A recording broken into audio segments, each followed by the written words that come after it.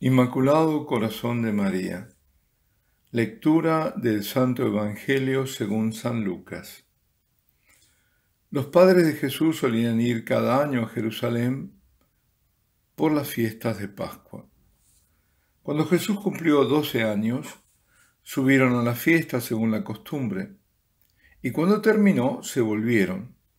Pero el niño Jesús se quedó en Jerusalén sin que lo supieran sus padres. Estos, creyendo que estaba en la caravana, anduvieron el camino de un día y se pusieron a buscarlo entre los parientes y conocidos. Al no encontrarlo, se volvieron a Jerusalén buscándolo. Y sucedió que a los 3 días lo encontraron en el templo, sentado en medio de los maestros, escuchándolos y haciéndoles preguntas. Todos los que le oían quedaban asombrados de su talento y de las respuestas que daba. Al verlo se quedaron atónitos y le dijo su madre: «Hijo, ¿por qué nos has tratado así? Tu padre y yo te buscábamos angustiados». Él les contestó: «¿Por qué me buscabais? ¿No sabíais que yo debía estar en las cosas de mi padre?». Pero ellos no comprendieron lo que les dijo. Él bajó con ellos y fue a Nazaret y estaba sujeto a ellos. Su madre conservaba todo esto en su corazón. Palabra del Señor. Su madre conservaba todo esto en su corazón. ¿Qué conservaba la Virgen en su corazón? Todo. Conservaba el recuerdo de aquella mezcla de aflicción y ansiedad que oprime el corazón, que parece angostar el alma por no saber del niño Jesús. Jesús tenía 12 años. Era un niño serio, no un travieso. José y María lo sabían. Pese a su edad, era tan responsable como para dejar que decidiera dónde, con quién ir en la caravana de regreso de Jerusalén. ¿Qué podría haber ocurrido para no encontrarlo en ninguna parte? A nosotros nos toca imaginar la congoja de José y de María en esas circunstancias. Si cualquier padre mucho se hubiera preocupado, ¿cuánto más ellos? No sé si cada uno sentiría culpa por lo sucedido, por no haber vigilado antes. Probablemente sí. En cambio, no imagino que se hubieran acusado uno al otro. Eso no. Jesús no aparecía por ninguna parte, nadie lo había visto. Pues a regresar a Jerusalén, a deshacer el camino de un día ya hecho, pero solos, sin caravana esta vez. Al tercer día lo encuentran. En alguna revelación privada se decía que lo buscaron entre los pobres, entre los enfermos y por último en el templo, porque esos eran los lugares donde podía estar. Puede ser que así haya sido. Lo que el relato evangélico nos dice es que después de 3 días lo encontraron. Y ese corazón de madre, de María, da un vuelco de alegría, al mismo tiempo que le reprocha al hijo. No podemos imaginar más que un dulce reproche en las palabras de la Virgen. Hijo, ¿por qué nos has tratado así? Tu padre y yo te buscábamos angustiados.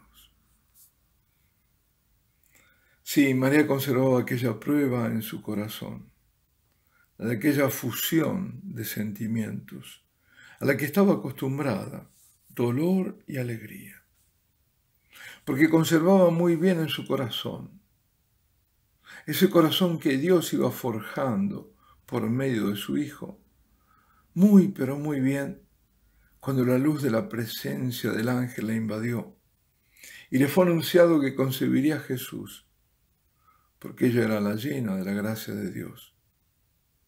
Sí, aquel día luminoso, junto al otro, de la profecía del anciano Simeón, estaban bien impresos en su corazón. Aquel otro fue el día del rescate ritual del niño en el mismo templo de Jerusalén. Todo conservaba en su corazón. La alegría y el dolor. Y ahora la respuesta enigmática de Jesús.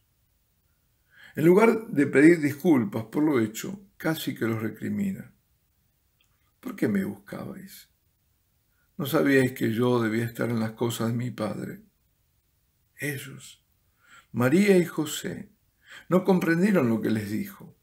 No que llamara a Yahvé Padre. Ciertamente eso se lo habrían escuchado antes, pero no comprendieron qué quería decir con ese deber ocuparse de las cosas de Dios. El niño tenía 12 años, no 13. No 13 como para ocuparse del culto. A partir de los 13 años para el varón era la edad estipulada para cumplir con las obligaciones de la religión judía. Sin embargo, nos relata Lucas, Jesús no era un rebelde, porque él bajó con ellos y fue a Nazaret y estaba sujeto a ellos. A Jesús lo devoraba el amor y el celo por la casa de su Padre, por el templo y por la ley. Él había venido a depurar la religión, a llevar a cumplimiento a la voluntad del Padre, a plenitud la ley.